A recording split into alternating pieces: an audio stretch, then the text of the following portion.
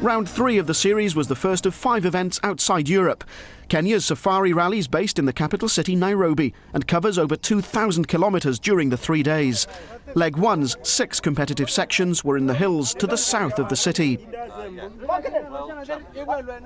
First over the rocky Kenyan roads was championship leader Carlos Sainz, who had a slow start to the rally after suspension problems left him 5th.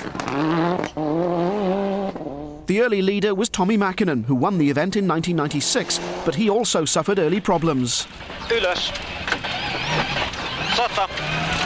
Vasentäys kivi ja huomioon. I don't understand. Last year we had exactly the same problem with the brakes on the first section, and I don't understand why it can't be the same problem again. His teammate Richard Burns had a good start to the Safari Rally, setting the fastest time on the opening stage. Last year's winner Colin McRae needed to repeat that victory, but he was in for a shock on stage 2. Nigel, we have a puncture, we're going to stop and change. 6 right minus over crest and 6 left tightens to minus, rock inside. Both rear tyres had lost their tread, something which hadn't happened during testing. We had a bit too much camber in the car and overheated the inside of the tyre and the tread starts to come off, so we had 2 punctures.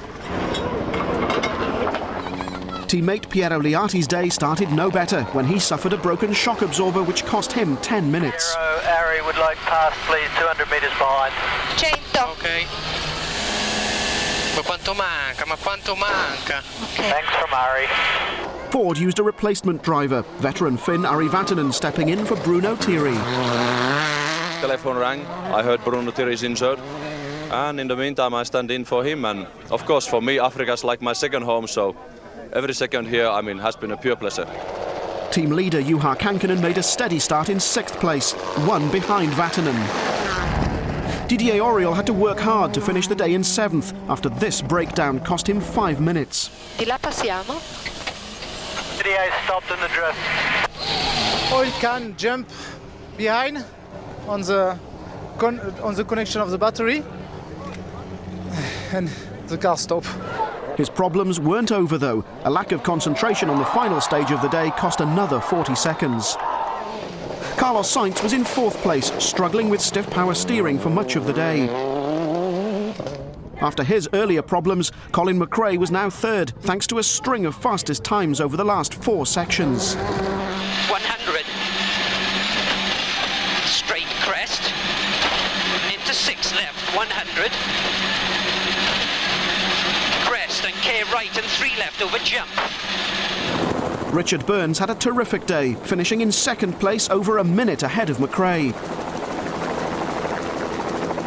But it was Tommi Mäkinen and co-driver Risto Männisen-Mäki who led at the end of the first leg with a 36-second advantage over their teammates and nearly 2 minutes on McRae. Are you happy to be leading tonight? It's all right, it's all right. It could be easily 2 minutes more, but we are where we are. Day 2's 5 sections took the cars to the north of Nairobi and down into the searing heat of the Great Rift Valley.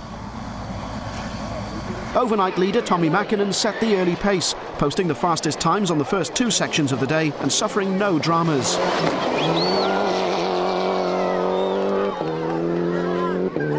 Not so fortunate was championship leader Carlos Sainz, who was the first casualty of the day when on the first section he made a rare error.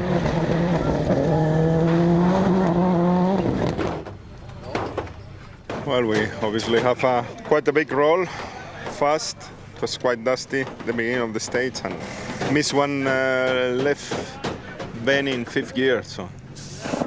Richard Burns was another to run into problems early on leg 2. A slipping clutch delayed the Englishman throughout the day, frustrating his attempts to hold off McRae, who was now up to 2nd place. But there were problems ahead for the Scotsman, and he had to nurse the Subaru back to the service area. Colin, they need to know the water temperature isn't a problem until it goes to 125 or 130, over.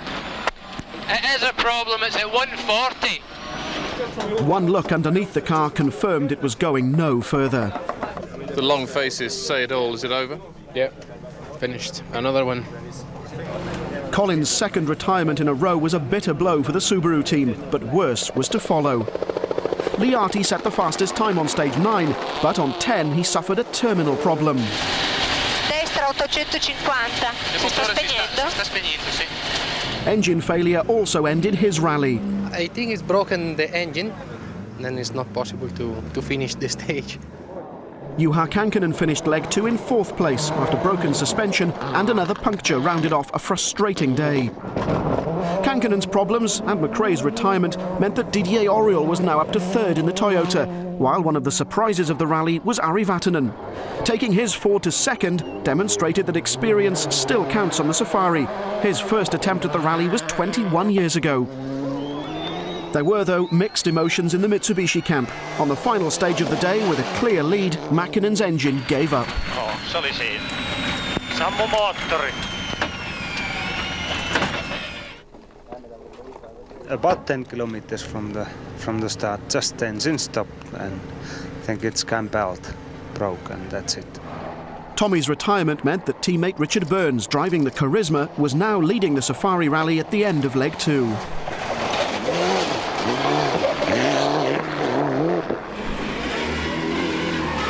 I don't know what times the Fords have done in the last section, but they were about 6 minutes behind.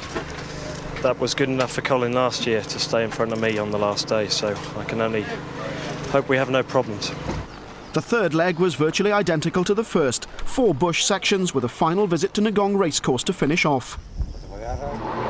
Richard Burns set off into the Kenyan dawn, starting his day well by posting the fastest time on the first section.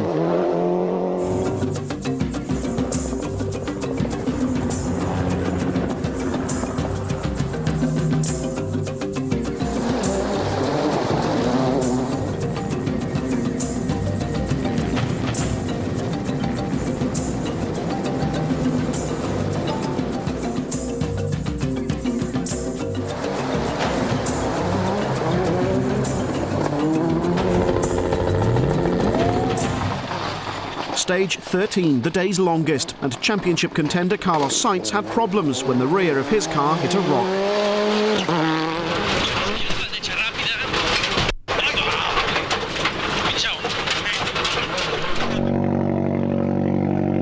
Well, we have a broken rear shock absorber. Then we lost the suspension, then we lost all the brake discs. We have to take the tire out to try to continue in 3 wheels, but everything is destroyed now. Sainz's retirement meant the Volkswagen Golf of Raimund Baumschlager would finish 6th overall and 2nd in Formula 2 to the Seat of Harry Rovanperä, which finished 5th. Didier Auriol and Denis Giraudet suffered from punctures on stage 13, and after changing one, another was to slow them further, costing a podium finish. The pair eventually finished 4th. As widely predicted, Ford issued team orders, and Ari Vatanen incurred a 6-minute road penalty to drop from 2nd to 3rd. That allowed team leaders Juha Kankkunen and Juha Repo to finish 2nd and claim another 2 points. Since the moment telephone rang and Malcolm asked, Ari, can you do Safari? Till this moment, till tonight, it couldn't have been better. This is a dream. Despite an oil pressure scare, Richard Burns then held on to win, even setting the fastest time on the final section, taking a long overdue first victory on a round of the World Rally Championship, to his delight. Well done. Thanks. Thank you, boss. Good. Well done, thank you, man.